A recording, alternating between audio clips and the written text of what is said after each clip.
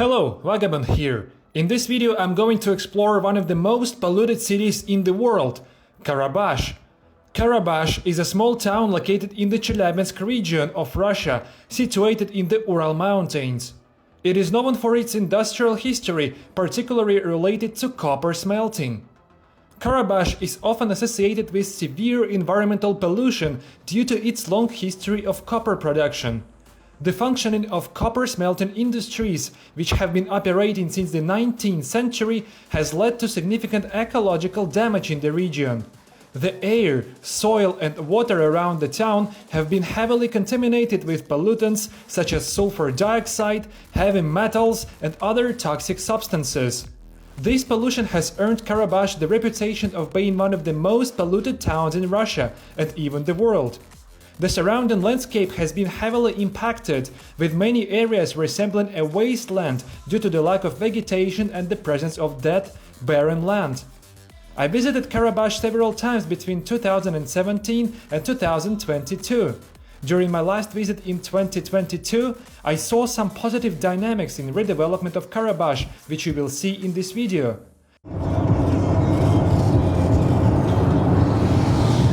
Как раз самая выжженная гора считается вот эта, напротив. Видишь, здесь тоже землю развезли, тоже, наверное, травку закинули.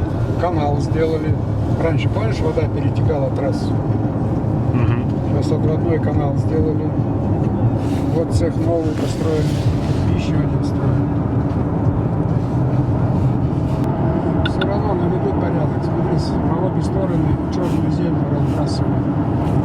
This is the welcoming sign of the town of Karabash. Its population, by the way, is roughly more than 10,000 people. Its major enterprise is Karabash Med, basically copper factory. And currently I'm staying in front of one of the most contaminated rivers here in the Urals. This river was contaminated by Karabash Med, the copper factory located straight within the limits of the city. Toxic water from that enterprise flowed into the river and then it spread all over the surrounds.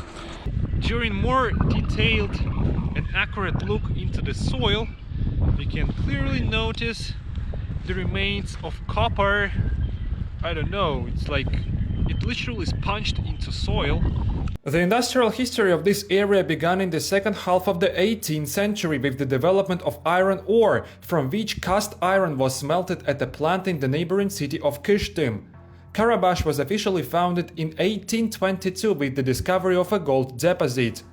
At the beginning of the 20th century, a large deposit of copper pyrites was also found in Karabash, and in 1910 a copper smelter was opened in Karabash, which within a few years was smelting a third of all copper in Russia. However, after the October Revolution, when communists came to the power, the plant temporarily ceased operations and only started working again in 1925. Due to the lack of environmental control, the city turned into an ecological disaster zone, the echo of which is still felt today. One of the notable places in the old town is the wooden building of the post office. Among the interior details, I was particularly impressed by the huge stove designed to heat a large room in the winter. In the area of Karabash, the average temperature in January is about minus 15 degrees Celsius. However, sometimes the temperature can drop below minus 30 degrees, so proper heating system is obviously needed. In addition to the fact that you can receive or send letters at the post office, you can also buy a number of basic products there, including juices, canned goods, cereals, sweets and household chemicals. Another remarkable feature of the old part of Karabash was the fact that it was built up by wooden houses. Actually, the most part of the population of the Soviet Union lived in wooden buildings until the 60s of the 20th century, when mass construction of apartment blocks began. Some people still live in such cabins today. An interesting detail is that in the old town of Karabash there is the monument to the victims of the October Revolution. 96 revolutionaries from Karabash were thrown into the shaft in the village of Turgayak in June 1918. Basically, October Revolution began in May and ended in November. And after this revolution, Soviet regime was imposed on the remains of Russian Empire, basically. Here is the sculpture made in the wall, symbolizing that victims. I have found a street that is located straight in front of the toxic lake, and quite expectable, this street is completely destroyed. There are several abandoned houses and nothing more. This is one of them. Let's check it out.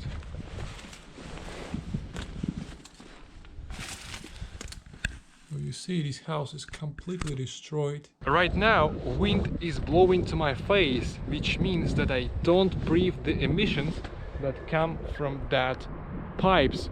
But what is more interesting is the fact that this tailing dump is almost dry.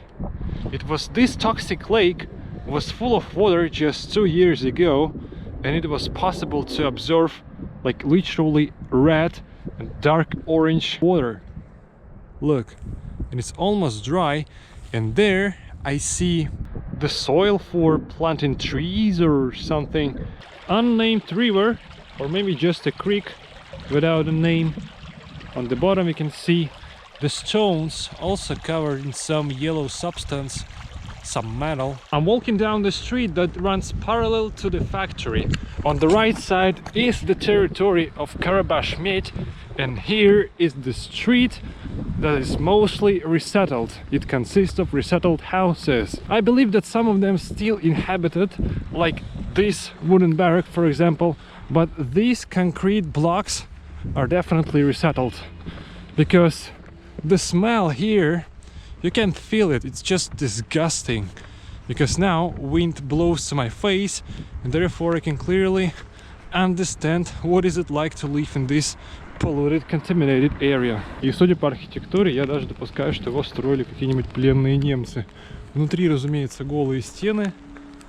Вот кое-где уже даже перекрытия обвалились. We are continuing walking down the ghost street.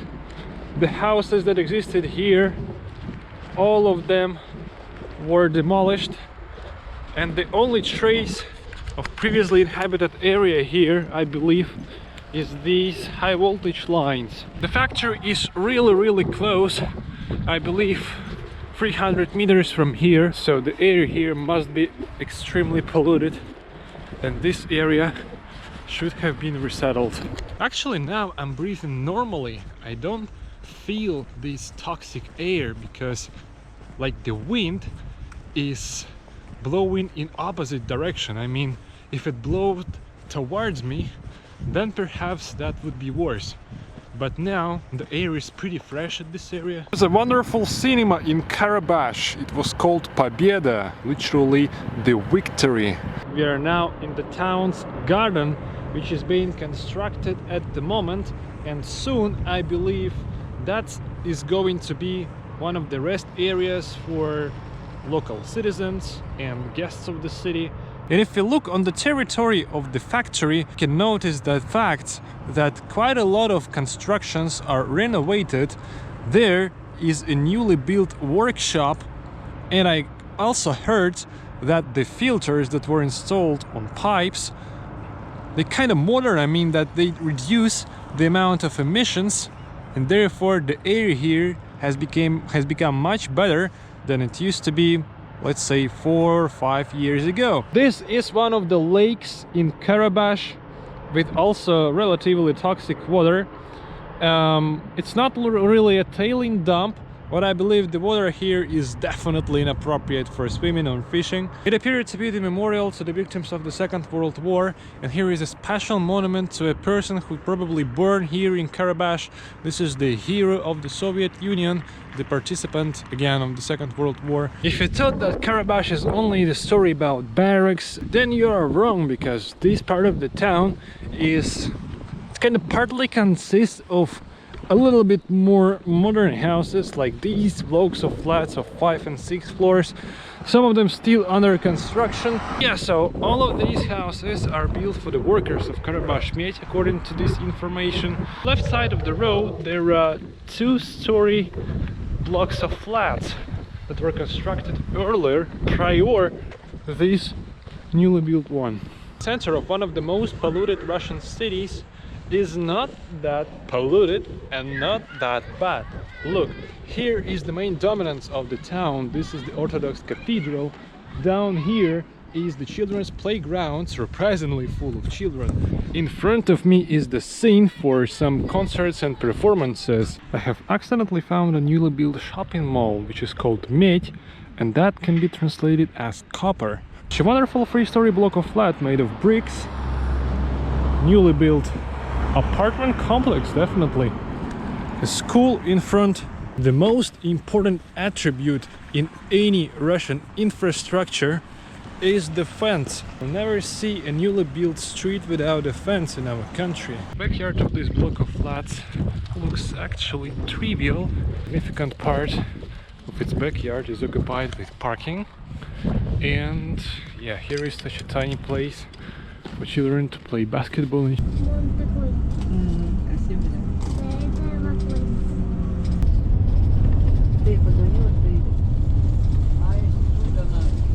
I'm climbing to one of the mountains that surround Karabash, and from here is absolutely outstanding view on the factory. And right now here is the emission, the actual emission of toxic smoke that covers the whole area. Here are some slag heaps from the copper mine, which is now closed. Despite recognition of Karabash as one of the most polluted towns globally, the ongoing redevelopment in the area challenges its place among the top most polluted locations in Russia and the world. While air, water and soil pollution from the copper factory remain evident, significant measures are being implemented to mitigate the industry's environmental impact. These efforts signal progress and suggest that the town's reputation may no longer accurately reflect its current environmental situation. First of all, neighborhoods that had been located close to the factory were resettled, so the most hazardous area around the enterprise is no longer inhabited. In addition, uninhabited lands that face toxic emissions are gradually being restored to life by covering them with fertile soil and planting new trees. We should also take into account the fact that some actions are taken to develop civilian infrastructure in some neighborhoods of the city, but admittedly not everywhere within city limits. The process of environmental recovery takes decades, so I can only wish the town to continue approaching the goal of ecological sustainability. Thank you for watching this video. See you soon in the next episode. Do not hesitate to subscribe to my YouTube channel and hit the bell along with the subscription to be among the first viewers of new videos. If you have a desire to financially support me, you can do so by subscribing to my Patreon or making donation by methods listed in the description of this video.